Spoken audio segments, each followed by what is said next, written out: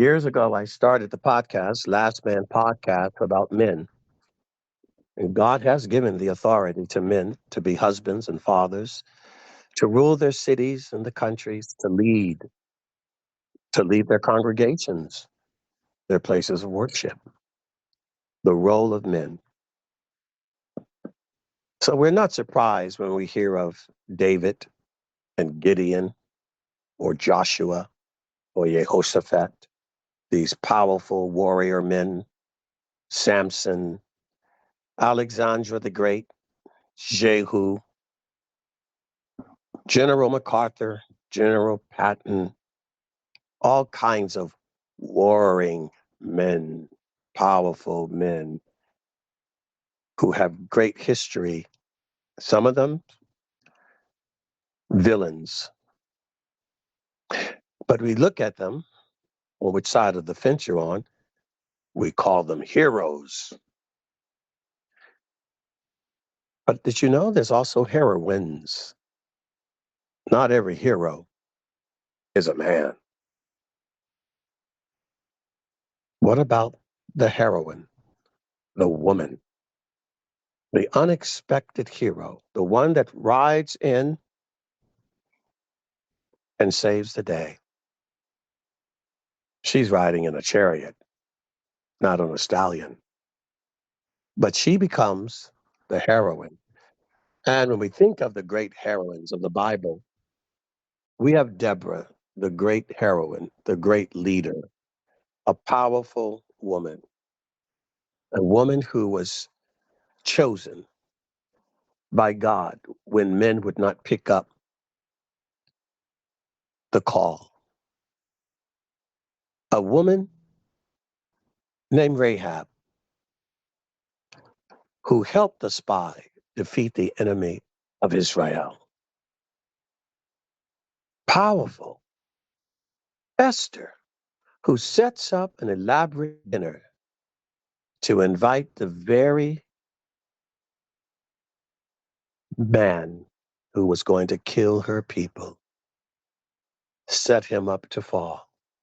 He thought he was going to be celebrated, but he was set up to fall. Rivka, Yitzchak's wife, when Yaakov and Esau were going in to get their blessing before Yitzchak died.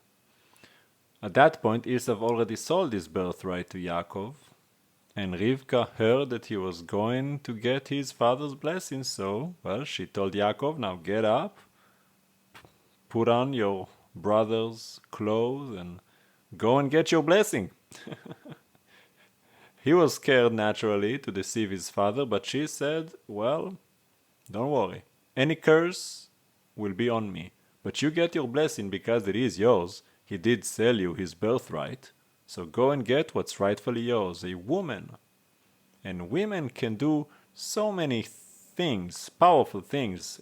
Nobody can twist a man and manipulate more than a woman, for better or for worse. Abigail to David. Her husband was no good. Abigail knew exactly what to do, how to humble herself, how to rise to power. Another one, she drops a stone on the king's head. And the king says, please, my servant, kill me. Don't let it be known that I went down at the hand of a woman. The one general enters the tent and she gives him a warm glass of milk, taken down by a woman who put a tent peg into his head. But then there is the woman who dances a dance of seduction because she and her mother are wicked to have the head of John the Baptist. Give that man what he wants of your body and demand that he gives you what you want. Tell him you want the head of that preacher. So she manipulates and uses her feminine powers to get a man to do what he wants. Jezebel, isn't she the queen of all of this example of a negative woman? I'll get that piece of land for you. Give it, turn it over to me. She even had the prophet Elijah running for his life until God had enough of her. Women, you have great power. The Bible says when the king is righteous, the people rejoice. Not so much when the king is not righteous. You are going to suffer, but since you want a man to rule over you and not God, then you are going to run the risk of a bad president, bad prime minister, bad king.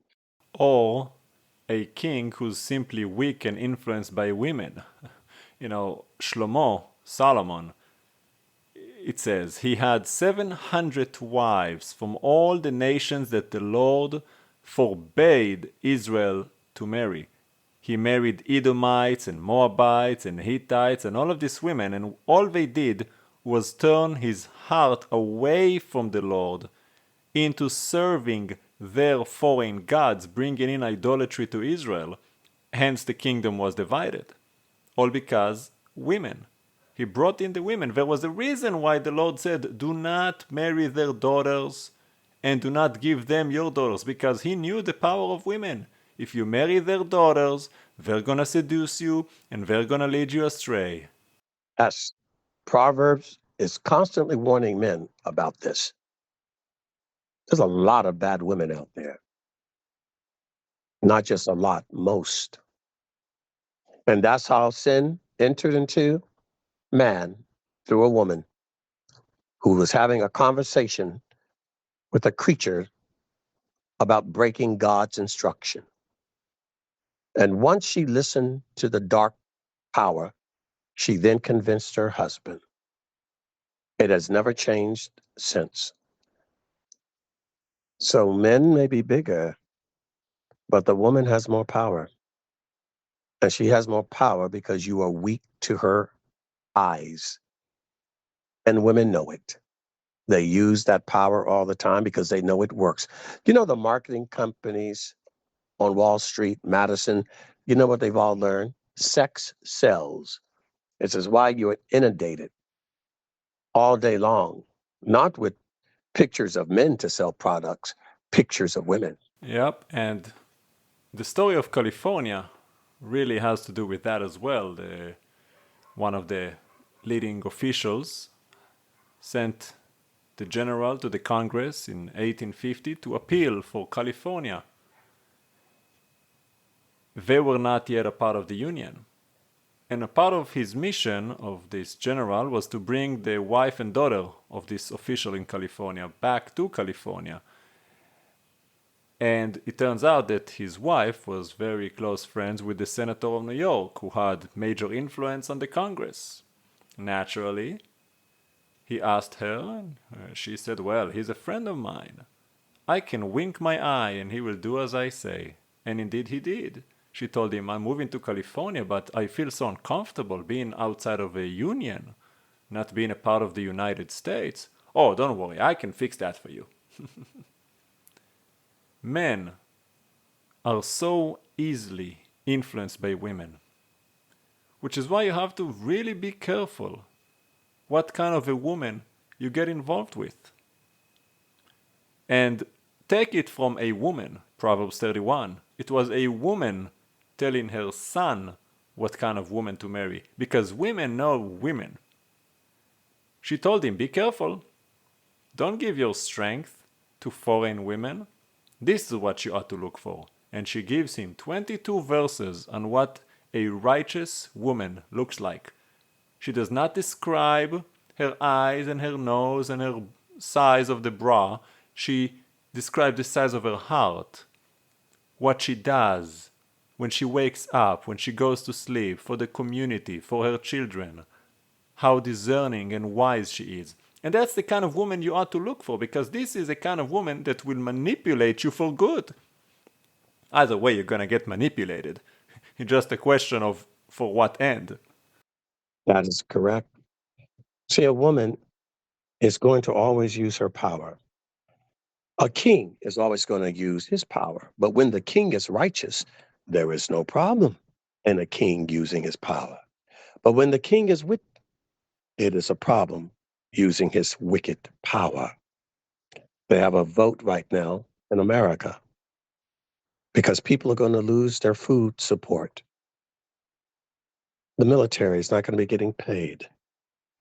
Lots of people are going to suffer because the Congress, the Democrats, want to use what little power they have, being that the current party owns all branches of government, the Supreme Court, the legislative, and the executive. And they hate so much of that they feel so powerless. They're willing to hurt and kill millions of Americans if it's just a tool they can use to stop this man that they hate. More than half the country voted for that man. That still leaves nearly half the country that wants to kill that man. Your enemy is always going to be against you. They don't look at the math, the percentages, or the numbers. It doesn't matter. And what are they doing? They're trying to destroy, and they're using all kinds of arguments. And it's been mostly the women and the authority of the women to usurp the authority of what they call the patriarchy or the man. It's a feminist, literally demonic, Wiccan witch movement. And we know why they ran Hillary Clinton. We know why they ran Kamala. Because it is destruction of you, the men. But we also know what holy women can do against the wicked women. The battle between the righteous women of God that want and have to fight against the unrighteous women of Lucifer. We call them the women of Lilith, and they are the feminine goddesses of fertility throughout history. Libera, liberty, Liber, Ishtar, Easter, Isis, the Amazonian. And what is their desire? The destruction of God, the Father, to append men and to use by any means necessary to lure, to trick, and to deceive. So, men, why would you not choose a righteous woman? And as Guy just said, have you not read the character of a righteous woman? Are you interested in marrying women because you see them volunteering, feeding the poor, helping the children? The things that make us the best part of our humanity. I don't want to see a woman digging a ditch. I'd rather see that same woman helping to pull a child out of one, protecting him, not aborting him, nurturing him, even the one that she did not give birth to. After all, women mother dogs and they mother cats because they're looking for something to mother. Well, if you don't have a baby of your own, then mother a child without a mother. Not a dog, not a cat. There are children that would love to feel the arms of a woman holding them, nurturing them. Go and volunteer to hold babies that are sick in the hospital. Go and volunteer to hold infant AIDS children in hospice care. Let them feel the arms of a mother who died giving birth to them that they would never feel. Then be that woman. Your power to influence men is unmatched, unrivaled, which is what makes you so dangerous and also what makes you women so wonderfully powerful. Those women whose hearts belong to God are the greatest asset for humanity, the greatest contributor to a home, to a man, to children, to their city, and to their community. Within your ability is the power to turn the tides of history. And you can do that. when you truly are women of God, not women of vanity, but women of the Lord. And you do become the mother of humanity. So you get to choose. Do you want to be the mother of humanity or the mother of insanity and ruin your sons and your daughters, your brothers, your fathers and your husbands, your friends and your country? Great power, great responsibility.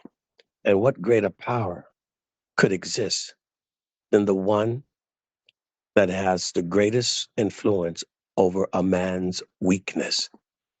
That is why, men, you must recognize that and realize who you're choosing to marry and be the mother of your children. You may be opening a Pandora's box instead of a treasure chest. And only the woman of God who has given herself to the Lord is the treasure chest. Amen.